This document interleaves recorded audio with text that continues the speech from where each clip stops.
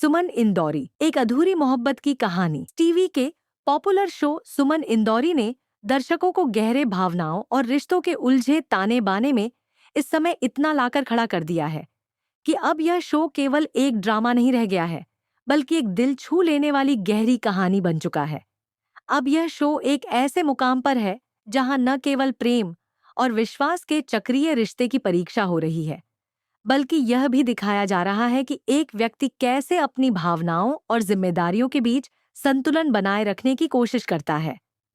और यही वह पल है जहां कृतिका, तीर्थ और सुमन के रिश्ते न केवल टूटने के कगार पर हैं, बल्कि ये भावनाओं की एक जटिल वेब बन चुका है।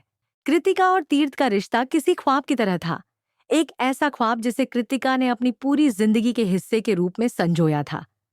कृतिका ने हमेशा तीर्थ के साथ अपना भविष्य देखा था और उसकी इस ख्वाहिश को अब साकार होते हुए देखना उसके लिए किसी सपने से कम नहीं था। तीर्थ का कृतिका से शादी करने का फैसला, जो उसने अपनी जिम्मेदारी और आदर्श के तहत लिया था, उसने इस ख्वाब को यथार्थ में बदलने की कोशिश की।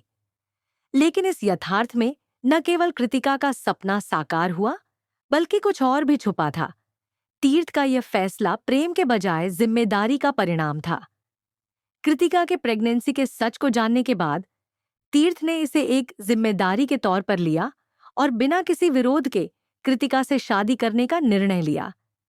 यह निर्णय न केवल तीर्थ के लिए, बल्कि कृतिका के परिवार के लिए भी एक बड़ी घटना थी, क्योंकि यह उनका वर्षों पुराना सपना था। लेकिन क्या यह शादी सच्चे प्रेम की शिकार थी, या फिर जिम्मेदारी ने उसे उस रास्ते पर धकेल दिया था जो अंततः उसकी आत्मा को पूरी तरह से थका देगा? सुमन, जो कभी तीर्थ की जिंदगी का सबसे अहम हिस्सा हुआ करती थी, अब अपनी ही प्रेम कहानी के खत्म होने का खामियाजा भुगत रही थी। वह जानती थी कि तीर्थ अब कृतिका से शादी करेगा, लेकिन उसके बावजूद उसके दिल में एक उम्मीद बाकी थी। एक उम्मीद कि शायद एक दिन तीर्थ उसे फिर से अपने जीवन में शामिल करेगा। लेकिन जैसे ही कृतिका और तीर्थ की शादी की तैयारियां शुरू हो जाती हैं, सुमन को अपनी भावनाओं से जूझते हुए यह समझ आ जाता है कि अब वह जिस प्यार को अपने दिल में संजोए बैठी है, वह कभी भी तीर्थ को वापस नहीं मिलेगा।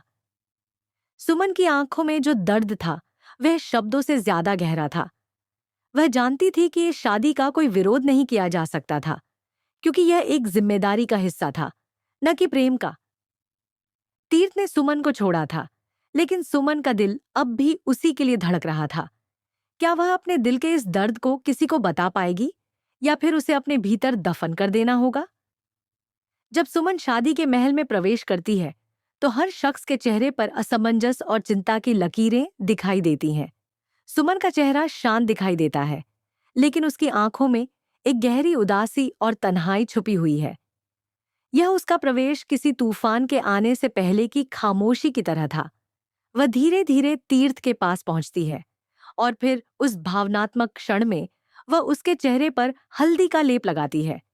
ये कोई साधारण रस्म नहीं थी, ये एक दुआ थी, एक अंतिम दुआ जो सुमन अपने दिल में संजो कर रखे हुए थी। तीर्थ के लिए यह सब बहुत जटिल था।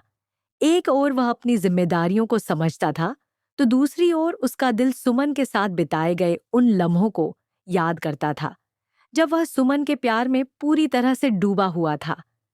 वह सुमन के प्यार को अब तक पूरी तरह से नकार नहीं सका था, लेकिन अब वह कृतिका के साथ अपना जीवन बिताने की कोशिश कर रहा था। जब सुमन हल्दी की रस्म में भाग लेती है, तो तीर्थ का मन भी उलझन में होता है। वह जानता था कि यह विवाह कृतिका और उसके परिवार के लिए खुशी का पल था, लेकिन वह यह भी समझता था कि सुमन का दिल अब भी उसी के लिए धड़कता था। तीर्थ अपनी जिम्मेदारी निभाने के बावजूद सुमन के प्रेम के प्रति खामोश था, लेकिन उसकी चुप्पी और उसकी आंखों में जो तन्हाई थी, वह साफ तौर पर दिखा रहा था कि वह सुमन के बिना अपनी जिंदगी की कल्पना नहीं कर सकता था। क्या तीर्थ इस प्रेम को पहचान सकेगा? क्या वह अब भी सुमन के साथ एक नई शुरुआत करने का साहस जुटा सकेगा, या फिर कृतिका के साथ उसके रिश्ते को बचाने की कोशिश करेगा? क्या सुमन और तीर्थ के बीच की यह पुरानी प्रेम कहानी फिर से जीवित हो पाएगी? कृतिका, जो सुमन की खामोशी और तीर्थ की चुप्पी देख रही थी, उसे अब यह महसूस हो रहा था कि सुमन ने हार मान ली है। कृतिका का आत्मविश्वास बढ़ता जा रहा था, क्योंकि वह सोच रही थी कि अब सुमन की जगह तीर्थ की जिंदगी में खत्म हो चुकी है। उसे यह आभास हो रहा था कि सुमन ने अपने प्यार की हार मान ली है और वह अब उस रिश्ते में दखल नहीं दे सकती।